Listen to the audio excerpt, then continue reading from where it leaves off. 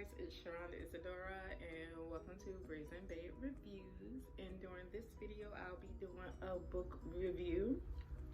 Wine. I needed it. Back at work. Gotta go back tomorrow, but I ain't gonna complain because it's Friday and I'm happy and it's payday. I mean, rent time payday, but whatever. So anyway, the book we're going to be talking about is Grand Theft N.Y.E by Katrina Jackson. And here's the cover for this book. And this is a heist holiday novella, so I'll try to make this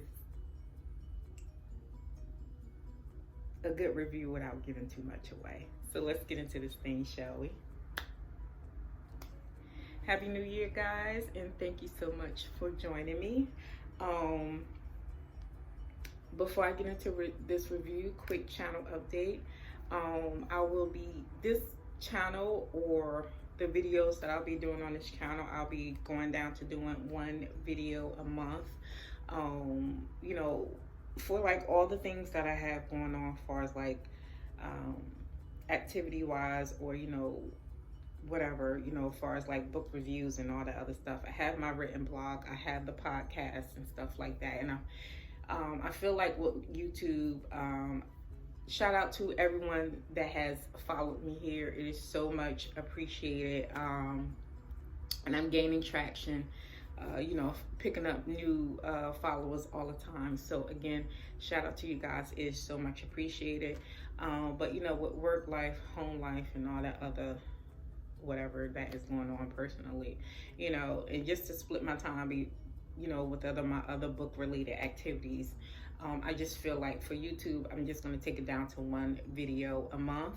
It just makes sense for me to do that. So it'll be a mixed bag of things. It will be book reviews, TV show reviews, movie reviews.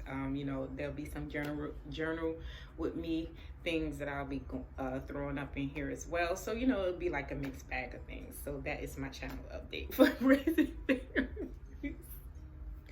So again, just one video a month, and that's really on brand for me, because generally with my YouTube channel, you know, it's either like, you know, sometimes I'm popping with, you know, maybe a couple of videos a week, or, you know, but generally for me, you know, it's like, you know, every 2 weeks, every 3 weeks, you know, once a month or something like that. So, you know, not that much of an update, but here I is.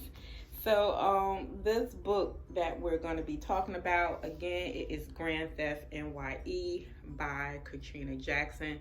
Shout out to the wonderful author for shooting me over an ARC copy to read and review, which I read over holiday break, but I finished it up today. So as always, I will read this blurb to you guys, and then I will give you my thoughts. I will try not to run my mouth too much, because again, this is novella length and I want to tell y'all the whole goddamn story. So let's get into this blurb. All right, what's going on here? Okay. Cleo Wright is just a happy scammer on a mission to rob a rich man before his ex-wife or the federal government seizes all of his money and possessions. She's not expecting to meet another rich man who makes her want to use her nimble fingers for other, not thieving things. But Robert Shimizu is just that man. The two share a night of fast cars, expensive champagne, and the best sex of her life. But Cleo is who she is, and when Robert wakes up the next morning, she's long gone with his car and a few other very expensive possessions. It takes him months to track down the woman who stole his favorite watch and his heart, but when he does, there's fireworks, content warnings, mentions of parental illness and death. So that is the blurb for Grand Theft N.Y.E by Katrina Jackson. This is the first book in her Heist Holidays series. And the typical time to read, according to Amazon, is 2 hours and 1 minute, 161 pages. Okay, so that is the blurb in the general things that is going on. with Grand Theft N.Y.E. I love this book. It's just, what I like so much about Katrina Jackson books so far, I've read three books, including this one, by her so far. And, the books that I've read so far are all novella length. But what I appreciate about her stories is even though they are novella length stories, she's always able to give us a complete and interesting stories within the length of it. Like, it feels complete. There's no, you're not feeling kind of like, like bereft of anything. You know what I mean? So I just love the idea of that. So in this story, you have Cleo and Robert who have this explosive child, and I mean explosive as one night stand after a night that they meet, or kind of like meet up with each other on a night that Cleo is doing her latest scam. Scammers always gonna scam. And again, they have like this explosive night, and they both kind of like come away from that night kind of like, oh wait, how do we get here? This ain't supposed to be happening. We're not supposed to be having these feelings or anything like that. Like, I'm not supposed to be feeling this way about you, and you ain't supposed to be feeling this way about me. But they both are kind of like that. And what I like about both Cleo and Robert is that they're, no matter their jobs, rather was illegal, illegal. They were both very like these very professional people, but also because of their jobs and the way that they grew up, their personal lives growing up, they kind of like, became not, I won't say emotionalist, but for both of them, it was kind of like, check your emotions at the door. We have jobs, we have things to do. We got to get this bag. We don't have time for, all this kind of like other, this emotional shit that everybody else is feeling. We ain't got time for that. You know what I'm saying? So I kind of like appreciated that about both the characters. I think it gave them both kind of like, because when they have kind of like this one night stand, I think they both were kind of just expecting that it wasn't, that it was going to be just that. But when they come away from that and they're both kind of like, oh, wait, like, what am I supposed to do with how I'm feeling? And it was just kind of like, cute on both their ends, because they both was just kind of like, I don't even know what to do with this, because it's because of the people who they are. They both was just like, nope, not like, I like it, but I don't think I'm I don't think I'm supposed to be feeling this way. So I love that about both the characters. And they both meet on this night where Cleo's doing her latest job, and because they both like come away from that night with kind of like these unexplained feelings for each other, Cleo ends up stealing from Robert as well. And for Robert, one of the items that she took was a very, it was very much connected to him, and it was an emotional gift, something that he wanted back. But for him, the other item that she took, and I think for both the items, they were both materialistic kind of items, and he really just wanted Cleo back because no one ever made him feel like that before. Excuse me. So he really just wanted Cleo back. So he kind of like looks for her, searches for her in this book. And I just love kind of like the highs and lows of the story of both of them coming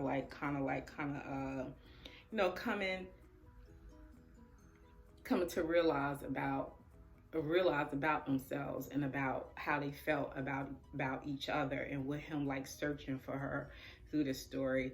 And like after 6 months of searching for him, and kind of like that got you moment, towards the end of the story when he finally finds her, and they have kind of like this anti-climatic moment. And when he caught her in that elevator, I was like, ooh, bitch, he got you now.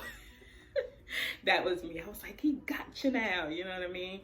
So I just love like the whole kind of like chase of him, like, I won't say chase, but just the whole idea of kind of like, him waking up the next morning and realizing that, like this woman like really, really like rocked his world, and kind of like, just left him with this feeling of like, shit, like she stole something very near and dear to me, but I don't even care about those things. Like, I want those things, but I want her more, you know what I mean? So it was just like the whole anticlimactic feel of that. And with Cleo,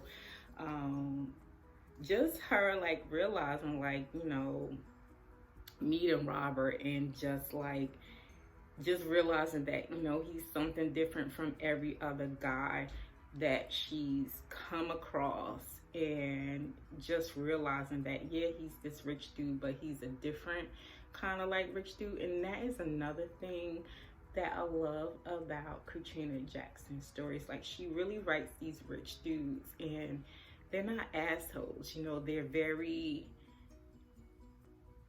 like, I can see, like, the last book I read by her, every New Year, you still, same thing, have like this very rich dude, you know. But like, I see this, I like reading both stories, I see the stark differences between Ezra and Robert. And but